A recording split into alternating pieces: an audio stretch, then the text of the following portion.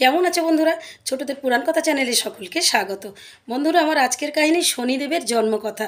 শনিদেবের জন্ম কিভাবে হলো সেই কাহিনী তোমাদের শোনাবো। বিশ্বকর্মার মেয়ে সংজ্ঞার সঙ্গে বিয়ে হয়েছিল সূর্যদেবের, কিন্তু সূর্যের প্রচণ্ড তেজ সংজ্ঞা সহ্য করতে পারছিল না। সংজ্ঞার শরীর জ্বলে পুড়ে যাচ্ছিল। তাই সংজ্ঞা ঠিক করেছিল যে সে তপস্যা করবে এবং তপস্যা করে সে সূর্যের তেজ সহ্য করার ক্ষমতা অর্জন করবে। কিন্তু সূর্যদেবকে কথা বলবে কি করে? সূর্যদেব তো তাতে রাজি হবে না, কারণ বাড়িতে যে তার ছোট ছোট ছেলে মেয়ে রয়েছে, যমুনা রয়েছে, যম রয়েছে, তাদের রেখে সে যাবে কি করে? তখন সংজ্ঞা একটা কৌশল অবলম্বন করলো। সংজ্ঞা কী করলো? নিজের অদৃশ্য অংশ দিয়ে ছায়া তৈরি করলো, যে ছায়া অবিকল তার মতো দেখতে। কেউ দেখে বুঝতেই পারবে না যে সে সংজ্ঞার ছায়া মাত্র।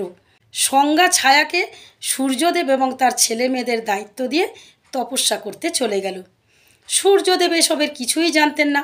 তিনি ছায়াকে দেখে চিনতেও পারলেন না যে সে ছিল সংজ্ঞার ছায়া।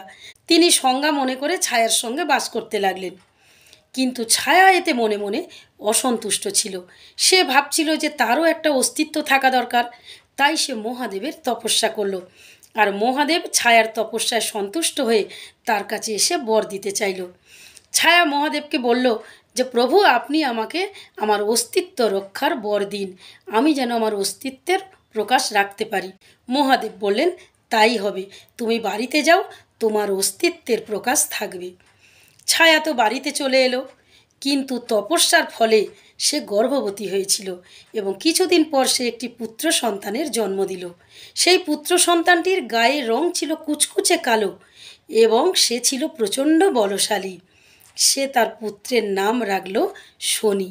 সে তার পুত্র শনিকে স্বামী সূর্যকে দেখালো, কিন্তু সূর্য তার এই পুত্রের মুখ দেখে প্রচণ্ড রেগে গেলেন। তিনি বললেন, আমার কোনো বৈশিষ্ট্য তো এর মধ্যে আমি দেখতে পাচ্ছি না, একে আমি আমার সন্তান বলে মানি না, একে আমি অস্বীকার করলাম। সেই থেকে শনির সঙ্গে সূর্যের সংঘাত শুরু হলো। এদিকে সংজ্ঞার তো তপস্যা শেষ হয়ে গেছে। সংজ্ঞা জানতে পারল যে ছায়ের একটি পুত্র সন্তান হয়েছে, কিন্তু সূর্যদেব তাকে অস্বীকার করেছে। তখন তিনি সূর্যদেবের কাছে ফিরে এসে ছায়া তৈরির কথাটা বললেন, আর তাতেই সূর্যদেব আরও রেগে গেলেন। গিয়ে তিনি শনি এবং তার মা ছায়াকে স্বর্গ থেকে মর্তে বিতাড়িত করলেন। বন্ধুরা, আজকের এই পর্যন্ত। এর পরের ভিডিওতে আমি এর পরের অংশ বলবো। আর আজকের কাহিনী কেমন লাগলো তোমরা লাইক কমেন্টস করে জানিও, এবং যারা এখন আমার চ্যানেলটিকে সাবস্ক্রাইব করোনি তারা আমার চ্যানেলটিকে সাবস্ক্রাইব করে দিও।